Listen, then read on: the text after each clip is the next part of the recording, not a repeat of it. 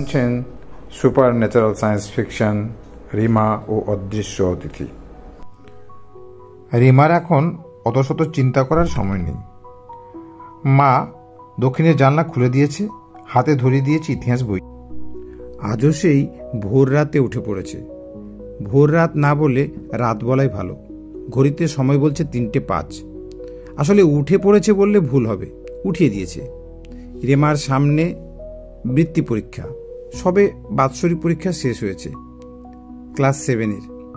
অত পড়াশোনা কি ভালো লাগে? কিন্তু মা শুনবে কেন?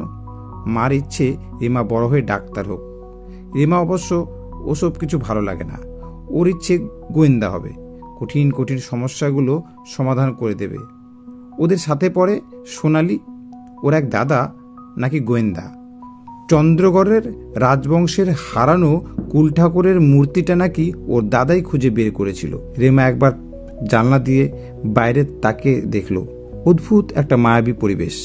দিনের বেলা যেন বাগান বাড়িটা অতি সাধারণ মনে হয়, সেটাই অপূর্ব সুন্দর হয়ে উঠেছে এখন। পাশাপাশি দাঁড়ানো গাছগুলো নিজেদের মধ্যে যেন গল্প জুড়ে দিয়েছে। রিমা প্রশ্ন বিচিত্রার প্রশ্নগুলো সমাধান করতে বসল। ধুর, এই ভোরবেলায় উঠে আবার আমাকে পড়তে বসতে হবে, ভালো লাগে না। কি আর করব, ইতিহাসের বরং ওই শর্ট কোশ্চেনগুলোই পড়ে ফেলি। ইলিয়াড ও ওডিসির লেখক কে? ও বাবা, এটা তো সহজ প্রশ্ন। উত্তর হোমার। নবজাগরণের শুকতারা কে? এ বাবা, এটাও তো সহজ প্রশ্ন। জন ওয়াইক্লিফ।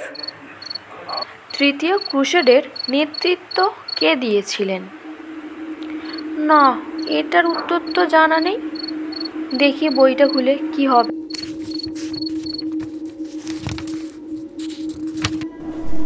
দ্বিতীয় ফিলিপ।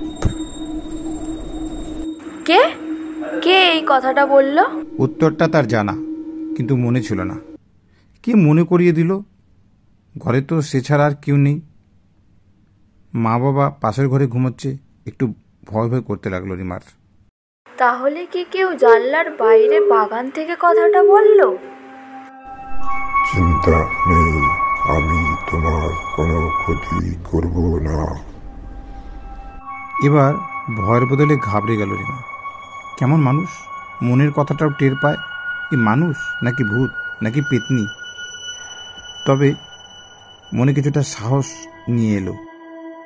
তুমি কোথা থেকে কথা বলছো? তুমি কি ভূত? আমি তোমার সাথে টেলিপ্যাথিতে যোগাযোগ করছি। আমি যা বলতে চাইছি তুমি সেটাই তোমার শ্রবণ কেন্দ্রের সূক্ষ্ম তন্ত্রীতে অনুভব করছো। তুমি যা ভাবছো আমি তা এখানে জানতে পারছি। রিমা দেখলো তাই তো, বাইরে কোনো শব্দ নেই, অথচ সে সব শুনতে পাচ্ছে। এটা কি করে সম্ভব? সে আসলে স্বপ্ন দেখছে না তো? নিজেই নিজেকে চিমটি কেটে কনফার্ম হওয়ার চেষ্টা করলো। তুমি স্বপ্ন দেখছো না, আমি ভূত পেতনি নই। ভূত পেতনি বলে কিছু হয় না। তাহলে তুমি কে? তুমি কোথায়? উত্তরটা এলো মনে মনে। তোমাদের পৃথিবীর বিজ্ঞানী হকিন্সের মতে আমার নাম ব্ল্যাক হোল। ব্ল্যাক হোল তো মহাবিশ্বের এক বৈজ্ঞানিক সত্য, সেটা আবার কিভাবে প্রাণী হলো? আমি তো প্রাণী নই, আমি একটা সত্য, চরম বৈজ্ঞানিক সত্য। তোমার বাদিকের দেওয়ালে দেখো, ছোট কালো রঙের একটা আলো বা বিন্দু, এটাই হচ্ছি আমি। রিমা তাকিয়ে দেখলো টিপের আকৃতির মতো একটা ধূসর কালো বিন্দু থির থির করে কাঁপছে। সেদিকে তাকিয়েই রিমা অবাক হয়ে প্রশ্ন করল, তুমি আমার প্রশ্নের উত্তর দিয়ে দিলে? সেটা কিভাবে হলো? কালো বিন্দুটা যেন হাসছে, হাসতে হাসতে বলছে, আমি সব জানি, ব্রহ্মাণ্ডের সব রহস্যই তো আমার বুকে লুকিয়ে আছে। আমি মহাবিশ্বের প্রতিটি ঘটনা, প্রতিটি জিনিসের ভূত ভবিষ্যৎ বর্তমান জানি। তুমি হঠাৎ আমাদের বাড়ি এলে কেন? আমি কারো বাড়ি আসিনি, আমি সর্বত্র। আমি শুধু তোমার সাথে যোগাযোগ করলাম। তুমি আমার সাথে বন্ধুত্ব করবে? আমরা তো বন্ধুই। তোমাকে আমি এবার একটা মজার জিনিস বলি। তুমি এবার পরীক্ষায় 2 নাম্বার কম পেয়ে তৃতীয় হয়ে গেছো। তোমার অঙ্ক পরীক্ষার 6 নাম্বারের পাটিগণিতে তুমি পেয়েছো 5, কিন্তু তোমার অঙ্কের মাস্টার মশাই সেটি যোগ করতে ভুলে গেছে, না হলে তুমি প্রথম হয়ে যেতে। তাহলে কি হবে? বাৎসরিক পরীক্ষার খাতা তো দেখায় না আমাদের। তোমার মাস্টার মশাইকে বলো খাতা পুনরায় পরীক্ষা করতে। আর আমি এখন বেরিয়ে পড়ব নেপচুনের উদ্দেশ্যে। তুমি মন দিয়ে পড়াশোনা করো, আবার পরে আমাদের দেখা হবে। রিমা তাকিয়ে দেখলো কালো বিন্দুটা নেই। আগামীকাল রিমার পরীক্ষার রেজাল্ট। শেষের কথাটাই শুধু বারবার মনে পড়ছে। দেখা যাক ঘটনাটা সত্যি কিনা। পরদিন রেজাল্ট বেরোনোর পর দেখা গেল রিমা যথারীতি 2 নম্বর কম পেয়ে দ্বিতীয় হয়েছে। অঙ্কে পেয়েছে 87 নম্বর। রিমার আর কোনো সন্দেহ হলো না যে ওই ব্ল্যাক হোল যা বলেছে তা ঠিক। রিমা অঙ্কের ম্যাডাম সিরাদির কাছে গিয়ে খাতা পরীক্ষা করতে বলল। কেন? আমি তোমার খাতা ভালো মতো চেক করেছি, তুমি 87ই পেয়েছো। মৌমিতা অঙ্কে তোমার চেয়ে অনেক ভালো, তাই অনেকটা এগিয়ে গেছে। না ম্যাম, আপনি 6 নম্বর দাগের নাম্বারটা যোগ করতে ভুলে গেছেন। রিমা, তোমার কি মাথা খারাপ হয়ে গেল? তুমি কি করে জানলে আমি কোথায় কি যোগ করেছি বা না করেছি? জ্যোতিষ চর্চা করছো নাকি আজকাল? যত সব আজগুবি গল্প শোনাচ্ছ। যাও ভালো করে পড়াশোনা করো, যাতে পরের বছর প্রথম হতে পারো। না ম্যাম, আমি ঠিক বলছি, আপনি একবার খাতাটা দেখুন। ঠিক আছে, বড়দিকে গিয়ে খাতা রিচেকের অ্যাপ্লাই করো, তারপর দেখছি। বর্দিমণি দরখাস্তখানা হাতে নিয়ে বেশ কিছুক্ষণ বিরক্তি সহকারে দেখল। শেষে রিমার দিকে তাকিয়ে বলল, তোমার কি মাথা খারাপ হয়ে গেছে? তুমি কি করে জানলে তোমার 5 নম্বর যোগ হয়নি, তাও 6 নম্বর অঙ্কের? আমি জানি। বেশ, আমি খাতা রিব্যাক করতে বলছি। তবে যদি তোমার কথা ভুল হয়, তোমার অঙ্কের নাম্বার আরও 10 কমিয়ে দেওয়া হবে। রাজি? হ্যাঁ, আমি রাজি। তারপরেই ঘটে যায় কোলাহলের চূড়ান্ত ঘটনাগুলো।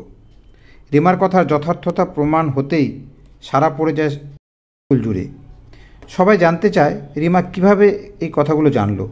রিমা অবশ্য কাউকেই কিছু বলেনি। সেদিন রাতেও রিমা বসে বসে অপেক্ষা করেছে ওই ব্ল্যাক হোল বন্ধুর জন্য। তুমি আমার কথা ভাবছো? আমি তো তোমার সব সময় সব কথাই শুনতে পাই। বলো, কেন আমার জন্য অপেক্ষা করছো? রিমার সামনের দেওয়ালে সেই কালো বিন্দু, ব্ল্যাক হোল। সবাই জানতে চাইছে আমি এত সব কথা জানছি কি করে। কাউকে রহস্যটা বলবে না, বরঞ্চ আগামীকাল স্কুলে গিয়ে বলবে। আজ ফুজিয়ামা জেগে উঠবে। জাপানে আবার ভয়ঙ্কর ভূমিকম্পে ব্যাপক ক্ষয়ক্ষতি হবে। পরদিন যেই রিমার কথাগুলো শুনে কিছুটা অবাক হয়ে ভাবে, একটা কথা কাকতালীয় মিলে গেছে বলেই মেয়েটা পাগল হয়ে গেছে। রিমার ভীষণ মন খারাপ হয়ে যায়।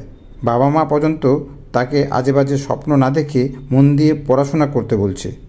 কিন্তু সন্ধ্যা 7:30টার পর পরিস্থিতি পাল্টে যায়। সন্ধ্যের খবরে প্রচারিত হয় জাপানে মারাত্মক ভূমিকম্প হয়েছে। ফোনের পর ফোন আসতে থাকে রিমাদের বাড়িতে। লোকজনে ভরে যায় নিচে। দূরদর্শনের সাংবাদিক একে একে ভিড় জমায় রিমার বাড়িতে। রথী মহারথীর ছয়লাভ হয়ে যায়। রিমা এখন অনেকেরই অনেক ভবিতব্য বলে দেয়, কিন্তু আসল রহস্য বলেনি। পরীক্ষায় রেকর্ড নাম্বার নিয়ে প্রথম হয়েছে। মাস্টারমশাইয়ের প্রশ্ন জিজ্ঞাসার আগেই তাদের উত্তর দিয়ে দিয়েছে। এমনি ধারা কর্মকাণ্ডে রিমা শুধু বিখ্যাত নয়, এখন সুবিখ্যাত। সেদিন রিমার কানে হঠাৎ একটা শব্দ ভেসে এলো, টেলিপ্যাথির শব্দ, ব্ল্যাক হোলের শব্দ। তোমার জন্য চরম দুঃখ অপেক্ষা করছে। হ্যাঁ, কেন? আগামী কাল তোমার মার মৃত্যুদিন। যে কোনো ভাবেই হোক উনি মারাই যাবেন। না না না, এরকম হতে পারে না। চিৎকার করে মূর্ছা যায় রিমা। জ্ঞান ফিরে দেখে অন্ধবিন্দু কি যেন বলছে তাকে। কিভাবে আমার মাকে বাঁচাবো? তুমি বলে দাও, প্লিজ আমাকে বলে দাও।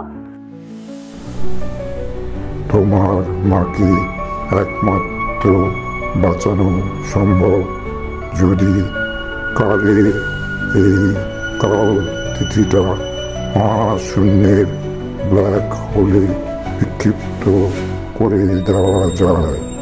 তাতে তার পথ খুঁজে বেরিয়ে আসতে কয়েক লক্ষ কোটি বছর লেগে যাবে। ভয় পাবে না, আমি কাল তিথিটা আমার মধ্যেই বিক্ষিপ্ত করে তাকে দিকভ্রষ্ট করে দিচ্ছি। এক্ষেত্রে আগামী কাল পরশু থেকে তুমি আমাকে পাবে না। রিমা কোনো উত্তর দিল না। ব্ল্যাক হোলও বেরিয়ে চলে গেল। পরদিনটা ভীষণ উৎকণ্ঠা দিয়ে শুরু হলো রিমার। মা গ্যাস খোলা রেখে গ্যাস ধরাতে গিয়েও ধরল না। সিঁড়ি দিয়ে পড়ে যেতে যেতে বেঁচে গেল। সিলিং ফ্যানটা খুলে বিছানায় পড়ল, যদিও তখন মায়ের শোয়ার সময়। রিমা দেখল মার চারপাশে ব্ল্যাক হোলের কড়া নিরাপত্তার প্রাচীর, যা রিমা ছাড়া কেউই দেখতে পাচ্ছে না। সেদিন রাত্রি 12টার সময় দূর থেকে রিমার কানে ভেসে এলো, বিদায় বন্ধু, আমি চললাম মহাশূন্যের সেই সব অংশে যেখানে আমার অস্তিত্ব ছড়িয়ে ছিটিয়ে রয়েছে, যেখানে আমি চির রহস্য, যেখানে আমি ব্ল্যাক হোল। উৎকণ্ঠা কেটেছে রিমার। মা সম্পূর্ণ বিপদমুক্ত। রিমা শুয়ে শুয়ে ব্ল্যাক হোলের কথা ভাবতে লাগলো। চোখ ভিজে গেল জলে। আর কি দেখা হবে না ব্ল্যাক হোলের সাথে? রিমার কানে ভেসে আসছে ব্ল্যাক হোলের একটু একটু করে দূরে চলে যাওয়ার শব্দ। Bye bye black hole.